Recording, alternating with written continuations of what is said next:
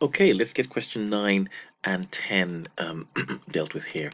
So here we're trying to value inventory. I think I mentioned the problem with manufacturing industries is that they don't just have finished goods. So if you go into their warehouse and you were at, imagine it was the 31st of December, that was the year end. And as you know that when you're preparing the statement of financial position, on your statement of financial position, of course, we have current assets, and under current assets, we have three key, maybe even four, of course, three key current assets. Of course, inventory, trade receivables, so these are invoices that people owe us, and bank. I mean, there might be others, but inventory is critical. Now, imagine, of course, with finished goods, the valuation of this, the higher this is, the much higher your current assets look, and this is better for you as an organization.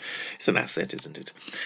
But not, again, like I said, that's if you're dealing with finished goods. But many organizations, especially manufacturing, will have finished goods, will have work in progress, and will have raw materials.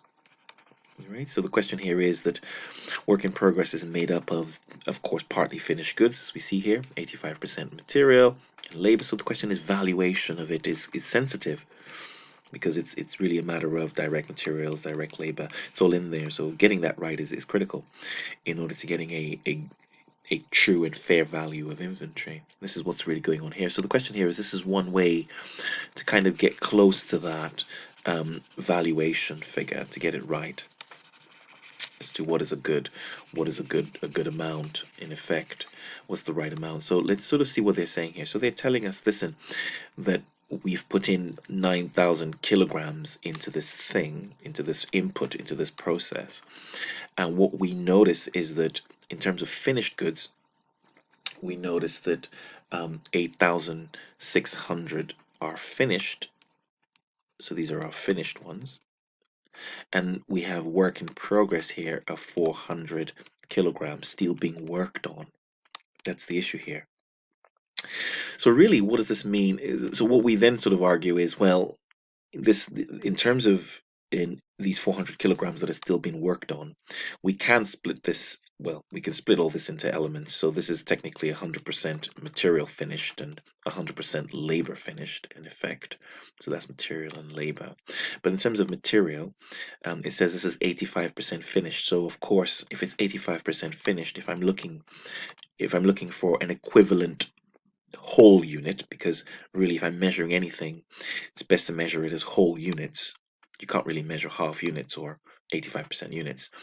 So as whole units, this is the same thing as having 400 kilograms that are partially finished. It's the same thing as having, if you like, 85% times 400, which is 340, is the same thing as having 340 kilograms, the equivalent finished units, in effect.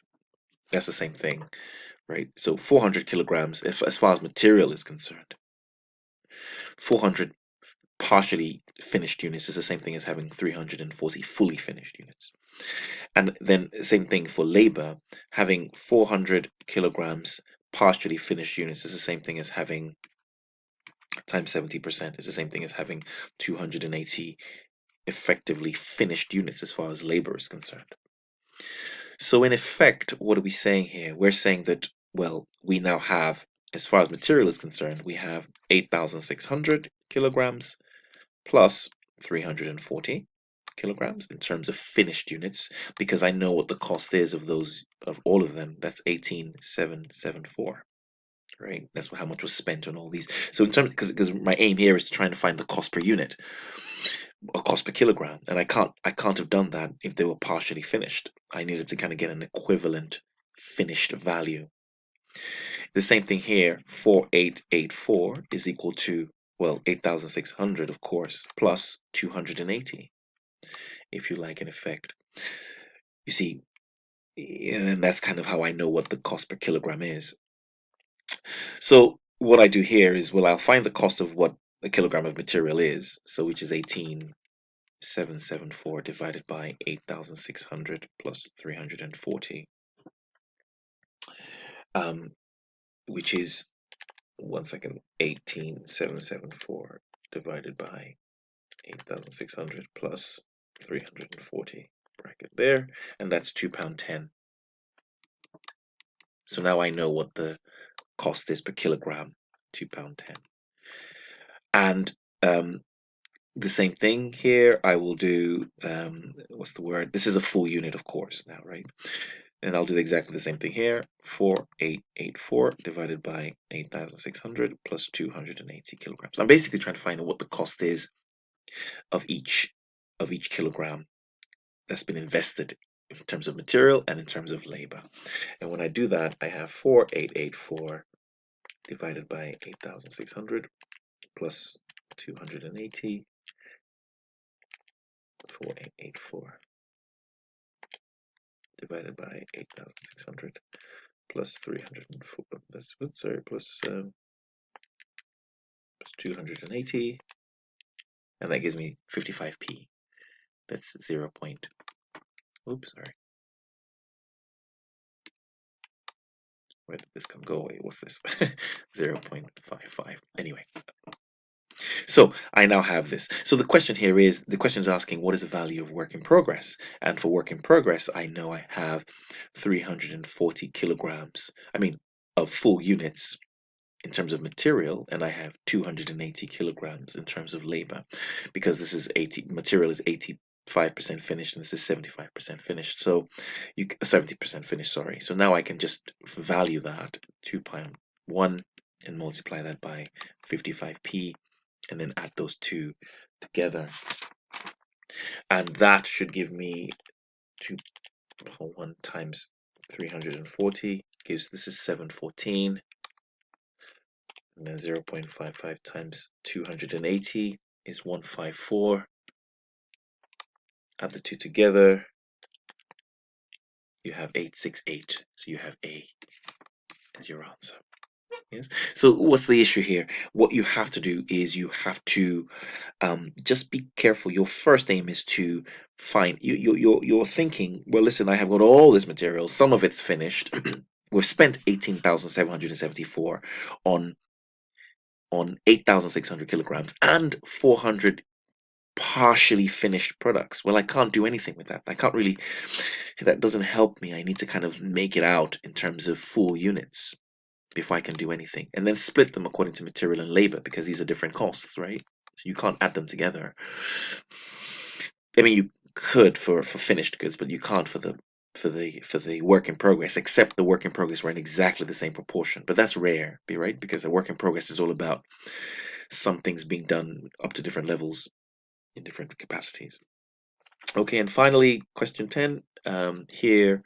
So this is just being very careful. We talked about joint costs. This is good revision as well. So imagine here I'm making something, whatever I'm making. I've poured in some raw materials into making this thing, and what's come out is M and N are going to come out through here. The question is, I've spent some costs so far in making M and N. So I mean, as I make M, I might go on to do some more work on M, I might go on to do some more work on N, and I'll keep keeping records of the costs. Remember, we're management accountants, we're keeping records of all the costs, so we can effectively cost things. The question, this thing about joint costs is asking, all the costs that have gone in so far, how do I share them between M and N before they go on to their next process? I could use weight. I could say, well, let's do it based on the number of units produced. Maybe you could argue that the ones that more units needed more of the initial cost. It could be. So you're literally working on the ratio of the units produced. If it was that, if it was purely on weight, it could be.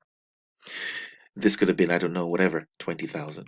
It could have been, and I would have split the 20,000 based on weight. So I would have given 5,000 of that cost and 15,000 to N if it was based on weight. But it could be, as they want you to use here, based on the value. So this might be really important stuff, this M. Fair enough, I only produce 5,000, but I could sell each of those units just right now for £30, which makes that 30 times 5,000. That's the value, right? And these are £10 here, so that's 15,000 times 10. So really, this comes to the same thing, 150,000, 150,000. So they are actually the same value. So I would split whatever cost I've spent in making these things based on their value, and their values are exactly the same. So that's the 50-50 split, right? So 50% to M, 50% to product N, which gives me B.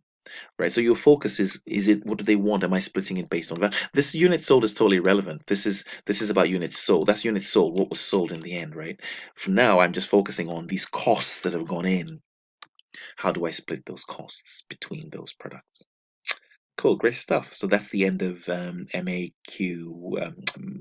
Quick Practice 1, and we'll carry on with our boot camp. Your aim is to drive through this each and see how you've done, and then we'll carry on.